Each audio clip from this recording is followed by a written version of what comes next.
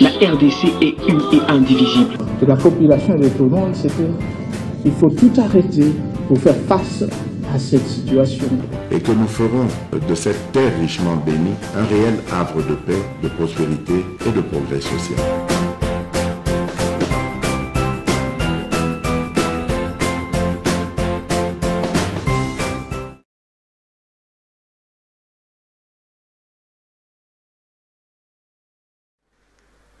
C'est parti, merci de suivre MKBase officiel. Na bande konyon so bozolo de biso bozali ebele bozo komela biso en tout cas merci na confiance pe fidélité surtout na bande konyon so bozali kolanda biso na un message moko lobi na bojimbura voilà merci na bande konyon so bozali kokomela ngai bopesa communauté na biso nyonso za kona mbote Nzambe abatela bino bande kopé baza na Burkina Faso na Ouagadougou voilà kona ko toyoki capitaine aza kona lobi ho transition continue le sous il y a 5 ans après mo ko dans le sous candidat basoda balobi plus rien qu'à vos ordres na pesi bande konanga baza kona mbote na Mauritanie pe j'ai reproche batolaki président Médard mais occupa ka Mauritanie te oh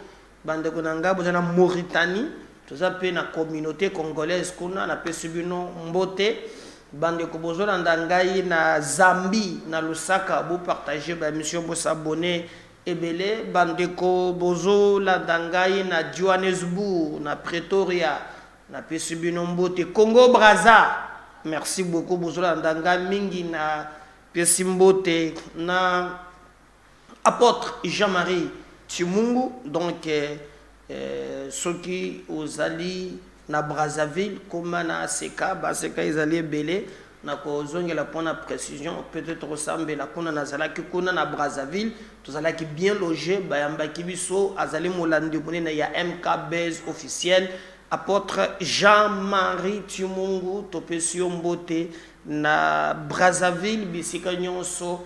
Bozali kolanda biso bozana poto bozana wenze bozana Pointe Noire je sais pas bisika bozolanda biso bo s'abonner massivement bo partager lien mais merci tokobeta li solo na bino parce que obligation ezali tobeta li solo ya mboka to banda na li solo ni bande konangai mboka na biso ezali kolekela na ba contradiction ya ba politicien ebele mais bato bakamwe Nicolas Kazadi bien Nicolas Kazadi azana gouvernement te ministre na biso ya finance autiko bima ba remplacer ye mais to moni vraiment il ko kokamwa bato balobi depuis Congo eza Congo ministre lokola ye azate. Un pays où tu te poses la question, bateau, hein, bazaka normal, hein, ou bien les Cambonsus. Balobi que banda Congo eza Congo, nano tozoa ministre ya finance ya boyete. Alors, batrophie zote patepa na mboko yo, nde baye basale ye moyoni fuba tchango même na gare centrale.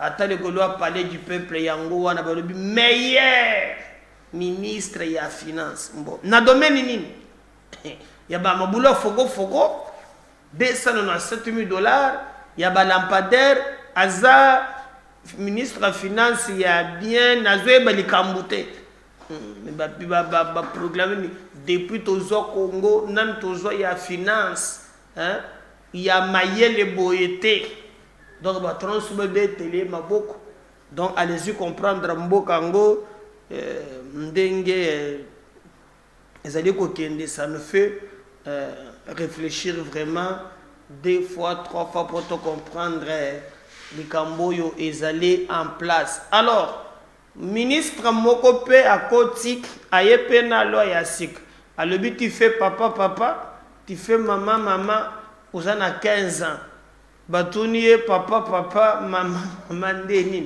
oh 2 fois alors au sali 2 fois hein uzana 15 ans il y a prison et puis au confronte ceux qui 60 millions de francs Donc makambo to mona ko ezalaka ya tuko na mobali akumima na mobali moi c'est akumima na moi si mutamba benga tu fais papa tu fais maman donc des fois on te misango ezali kindingo donc mon toyo baka makambo en musique alors ministre à la justice a le but tu fais papa tu fais maman donc bah tu m'as beaucoup aux ans à 15 ans par exemple tout monde qui na Uganda et comme qui makasi Museveni aye vraiment telemeli yango bakomi ko kanga bato et les États-Unis ba longola qui même na aide na bango million c'est bolongola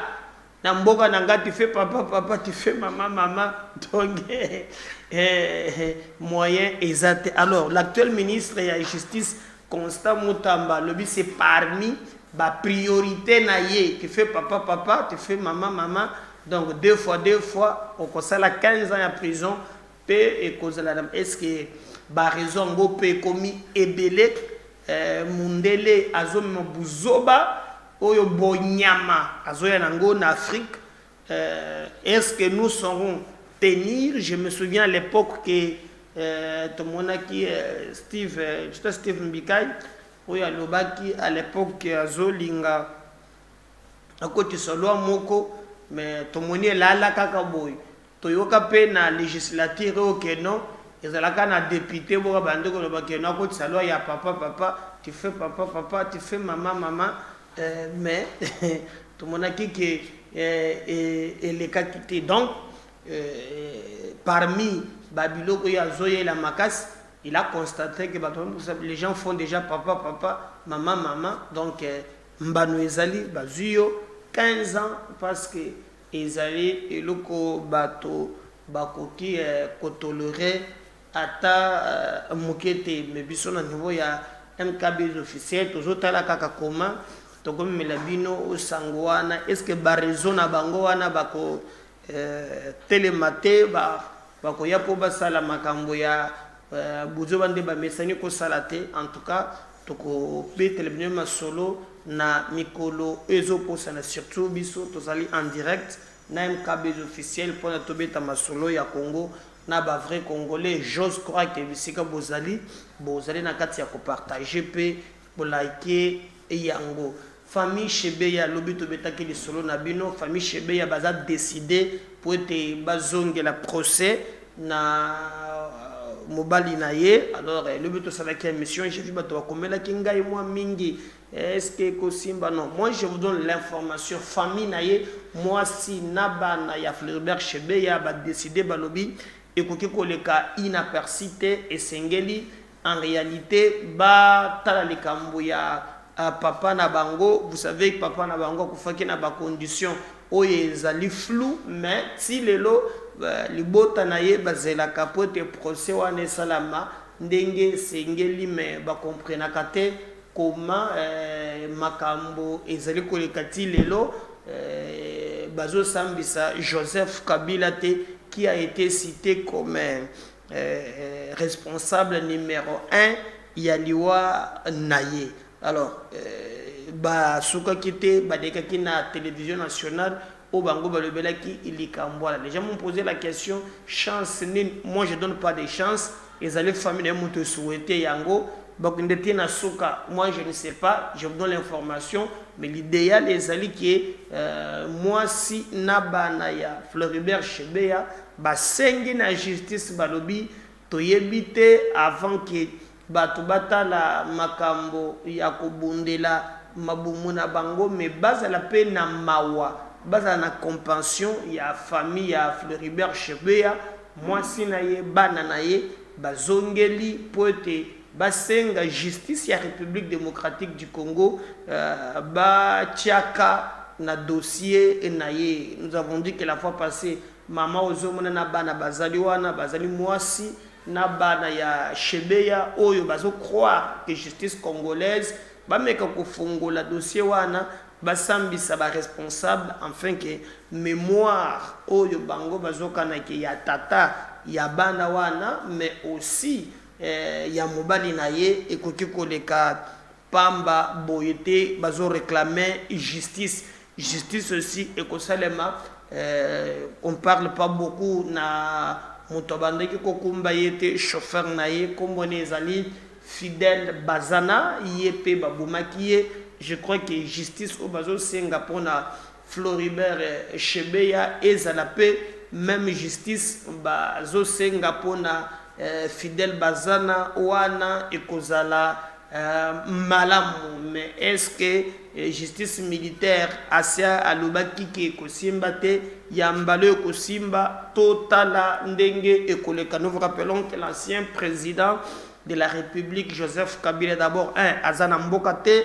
Dédé azali couvert na stati ya ancien chef de l'État. Donc les anciens chefs de l'État bakoki ko poursuivre et bangote ezali loi taillée sur mesure. Les gens disaient même pourquoi pas te Fatia Kolongolango te Fatia Kolongolango il est pas un président de la République, il a besoin kalate a Kolongo mandana ya soka yango yo il peut fois à la protéger. Donc ezali lozo mutuke non kata ofandele branche ya nzete siko muto akata akokweya. Donc je ne vois pas Fatiko changer disposition wana eza kopesa avantage ebele.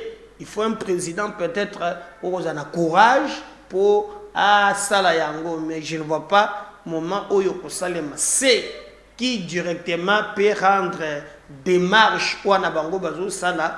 Ils ont un peu na mbutu na 4, mais rien n'est impossible. Attendons voir oyo ekoki kozala mais Numbi Azala qui est mon côté comment Kabila Zaye mon côté, mais c'est lui qui est exécuté. Boyebi très bien ezali général Dion Numbi oyo azali ko se retrouver dans ba condition ya libanda.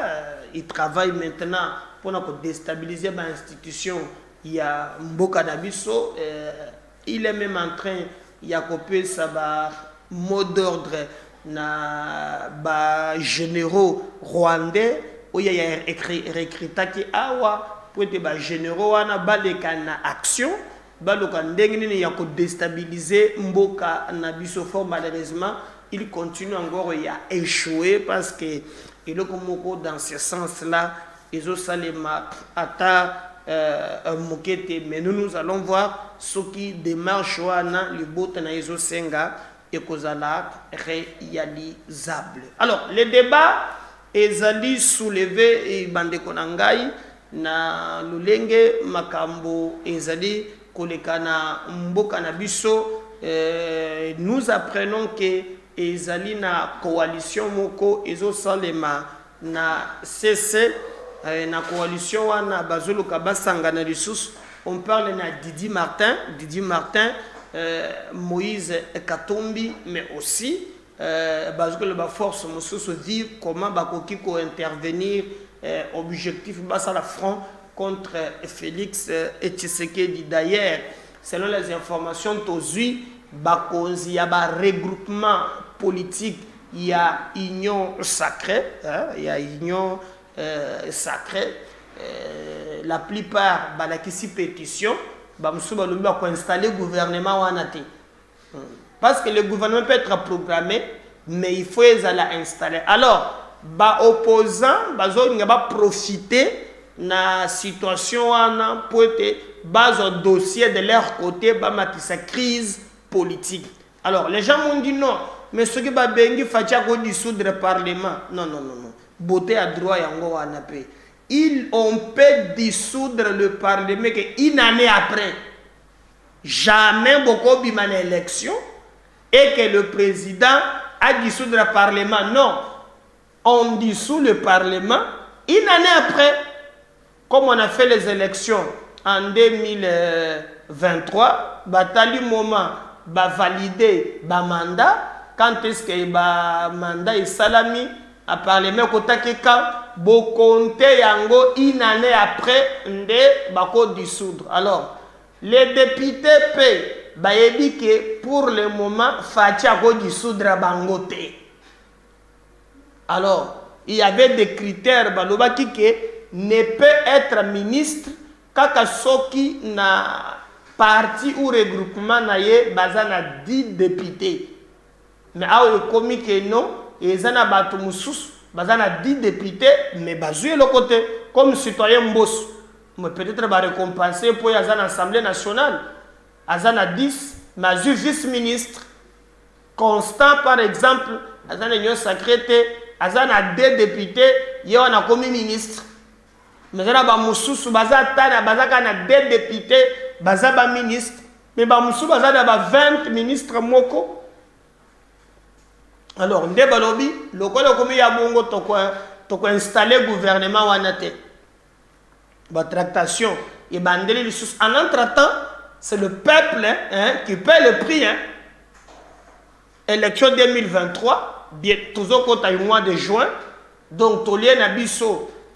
6 mois, toujours avancé malembe, nous nous retrouverons dans la condition que c'est très compliqué pour la bande de par rapport à Makambo, Oyo, Bango, Bazali et Koloba. Donc nous devons vraiment être très vigilants pour ne pas céder à la distraction par rapport à Makambo, bande de Bazali, Koloba, mais c'est de leur droit aussi, ceux qui ont recadré Makambo na Lenge Sengeli et coupé ça est passé. Alors, Moïse Katumbi veut récupérer le flambeau à lobby na niveau ya ba institution yende Moutouazali première force ya opposition et d'ailleurs ba soulever des problèmes il y a porte-parole de l'opposition tu sais que il faut avant ya longwana pouvoir Bazwa porte-parole, il y a opposition.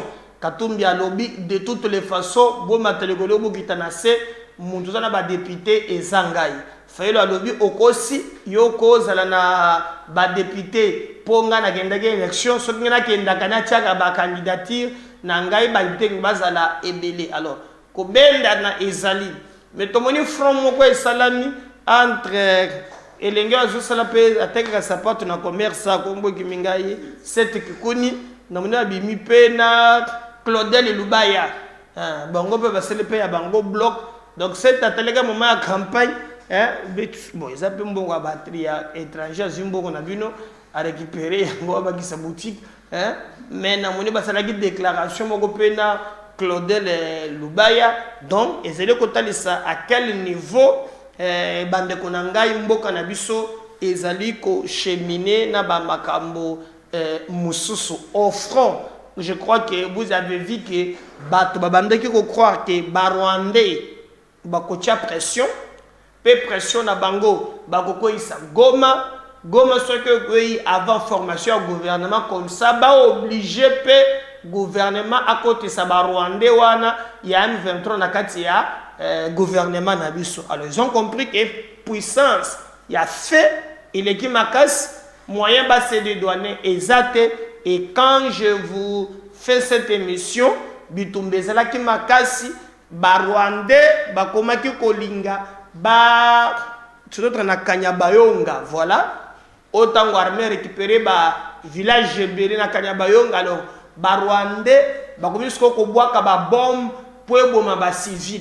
Alors, armée Nabiso a repiliaki stratégiquement, ba civil, ba profiter tawana, ba longwe, c'est quoi armée yeko zonga, chingoma chamombu, je vous dis, tout la Kagame na batuna yelu bilu 90. Alors, cela montre aussi quand même que non, même à l'interne, il y a aussi des complices, bah, travailler pour déstabiliser Mboka Nabiso. Maintenant, rivalité wana, il y a une opposition. Oh Kagame a imposé Biso, Nanzela, ya Museveni et autres. Et je vous ai même dit que non, moi na ya Museveni azalaki awa, kolongwana ye akezongi na Rwanda, po Museveni a se retiré na ya lobby batu bakufi mingi na ran ya ba solo ya pese Kagame que non, ba ya bazwa Goma. Il a constaté que bakufi ebele et que ba famille oh ezali na et pas Museveni na Uganda kuna ba komi kote le melaye. Alors moi na ye azali chef d'état major ayaki yawa bakutana kena chiwewe. Tango meki kotala cho ebiseki tozo boma tokusakana te. nde mwana a replié à Zongeli Kagame en tout cas luka moyen to bima po moyen exact. Alors Kagame moyen abima exact. Pourquoi babitumba nyonso que Kagame asali awa et souka kana dialogue et Kagame profite toujours pour négocier, intégrer encore des Rwandais au sein de l'armée Nabiso. Yakubo mona mingi tobandaga na nini AFDEL RCD RCDN oya ba Roger Lumbala mbusa na RCD Kamel kabango na bango bakotaki na kati et on a tué des Congolais parce que bato na balingaki ba contrôler biso toyoko komati na CNDP ya ba Laurent Kunda Batwari kutu mususu ya CNDP azalaka na CPI c'est Bosco Tanganda azana Cour pénale internationale condamné pour crime contre l'humanité mais azalaka général na armée na biso un Rwandais qui a beaucoup tué. Alors c'est dans la logique où que Kagame va encore revenir en amenant des négociations bidons, en tenant aussi compte de l'okoso, na hypocrisie. Il y a bande comme Soussou, Tozala Kanabango, Namboka Nabiso comme des politiciens.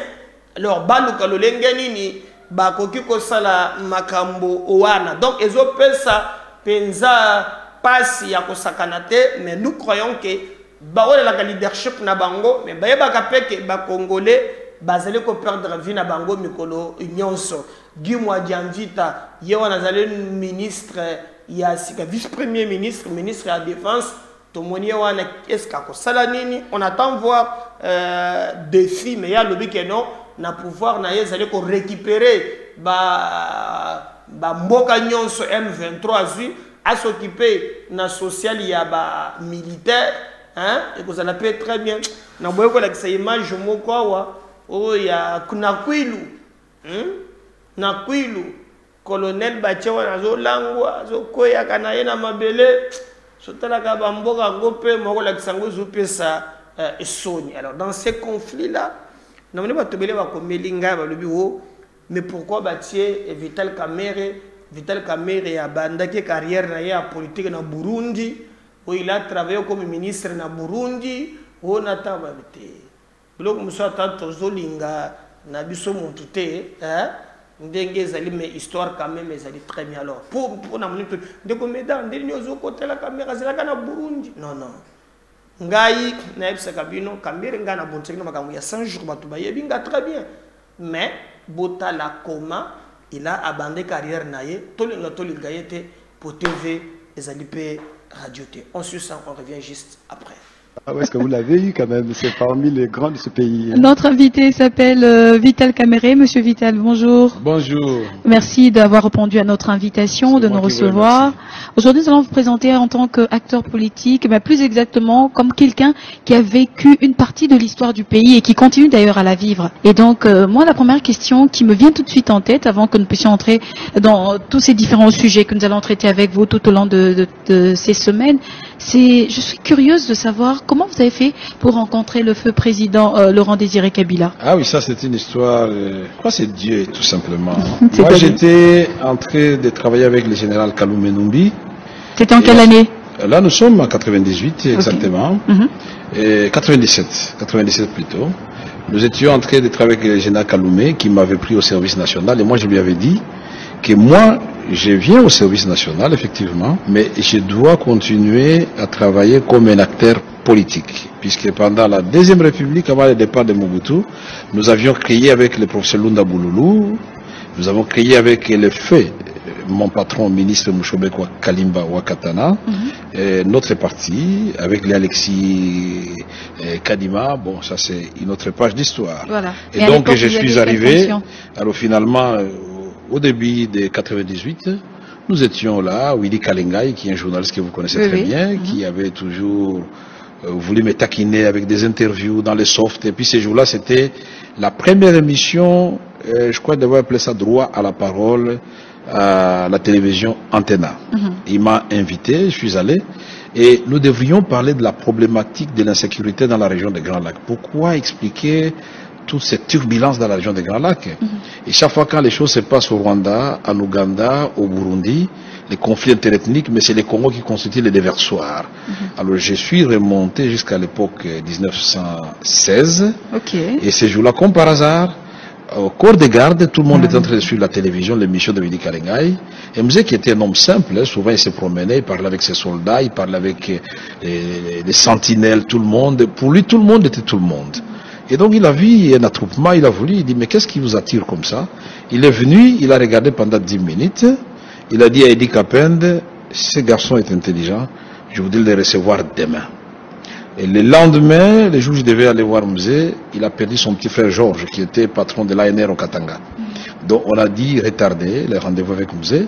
Et moi j'ai eu peur, mais ces messieurs me cherchent pourquoi? Puisqu'à l'époque, vous savez, quand les libérateurs sont arrivés, l'unique idée que nous avions des libérateurs, soit quand ils vous appellent, c'est pour recourir à vos services, c'est-à-dire vous récompenser.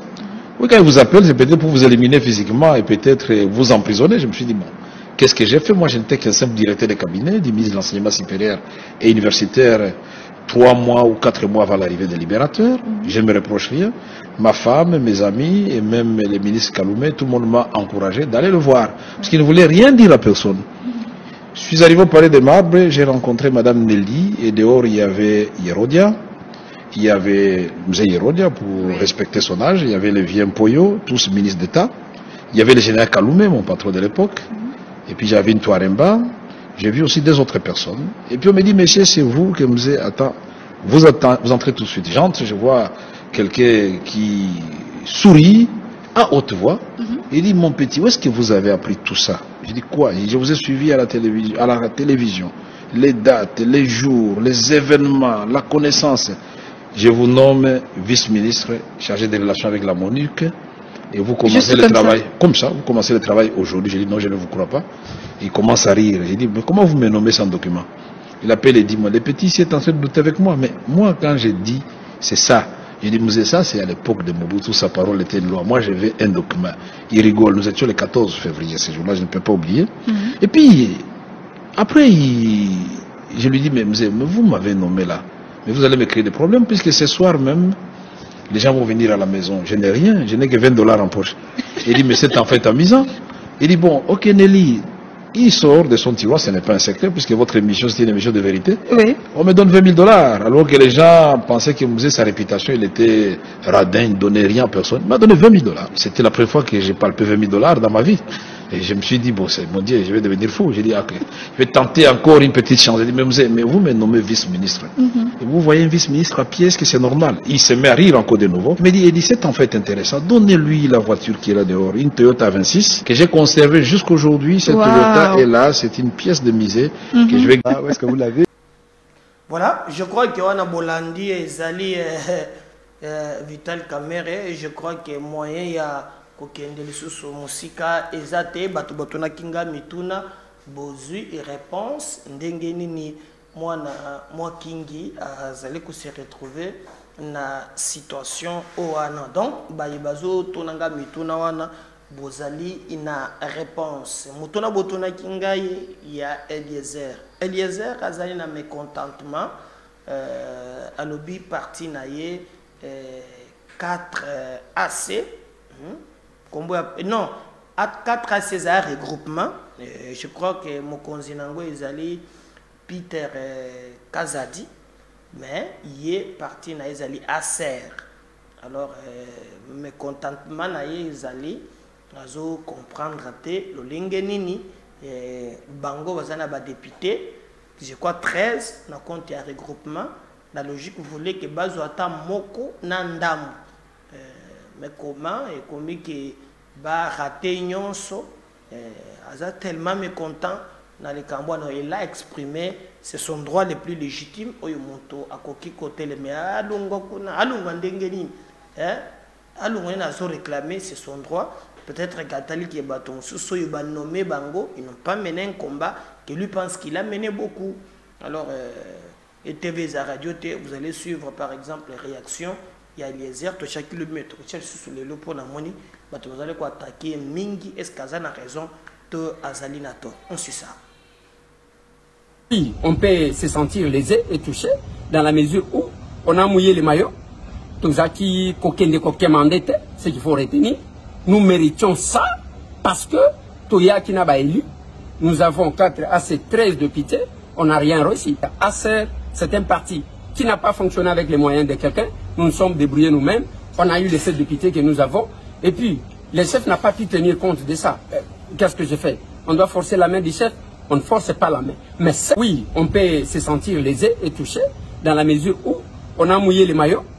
Tout ça qui mandate, ce qu'il faut retenir. Nous méritions ça parce que Toya qui n'a pas élu, nous avons 4 à 13 députés, on n'a rien réussi. ACER, c'est un parti qui n'a pas fonctionné avec les moyens de quelqu'un. Nous nous sommes débrouillés nous-mêmes. On a eu les 7 députés que nous avons. Et puis, le chef n'a pas pu tenir compte de ça. Qu'est-ce que je fais? On doit forcer la main du chef. On ne force pas la main. Mais oui, on peut se sentir lésé et touché dans la mesure où on a mouillé les maillots. Tout ça qui mandate, ce qu'il faut retenir. Nous méritions ça parce que Toya qui n'a pas élu, nous avons 4 à 13 députés, on n'a rien réussi. ACER, c'est un parti qui n'a pas fonctionné avec les moyens de quelqu'un. Nous nous sommes débrouillés nous-mêmes. On a eu les 7 députés que nous avons. Et puis, le chef n'a pas pu tenir compte de ça. Qu'est-ce que je fais? On doit forcer la main du chef.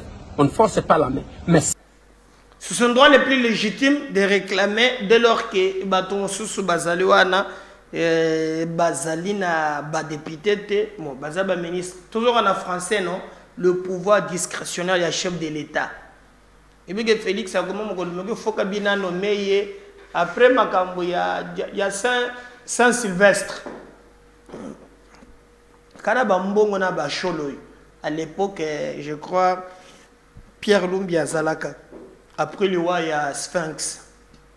C'est là qui va nommer Félix Tshisekedi du Premier ministre. Kabila exigeait ceux qui 5 noms. Rassemblement, il y a des gens qui ont Kabila le bis wo fanda na bino pa mukato bagezo le biso vie brino nzenze erwana na titobatwande d'abord na Sami Badibanga mais Sami de premier ministre ya Mukuse c'était pas 3 mois 3 mois kaka bon ça na palmarès premier ministre 3 mois un projet ya bien il y a un zongo na facha maternité gratuite ya mutabandaka ngo na tana na pe bana babuta mamingi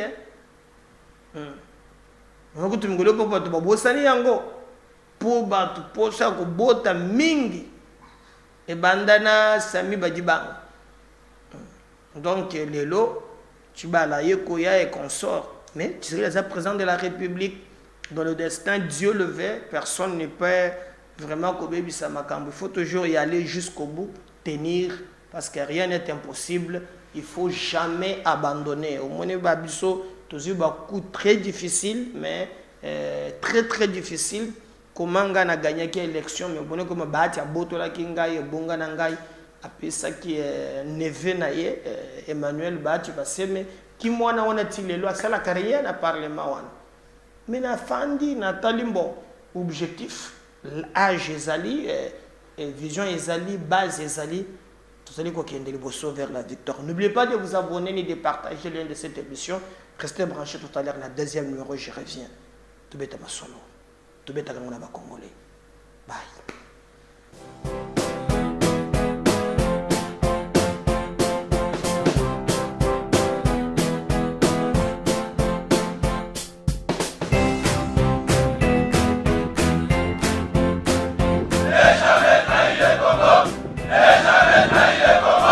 La RDC est une et indivisible. Et la population de tout le monde, c'est qu'il faut tout arrêter pour faire face à cette situation. Et que nous ferons de cette terre richement bénie un réel havre de paix, de prospérité et de progrès social.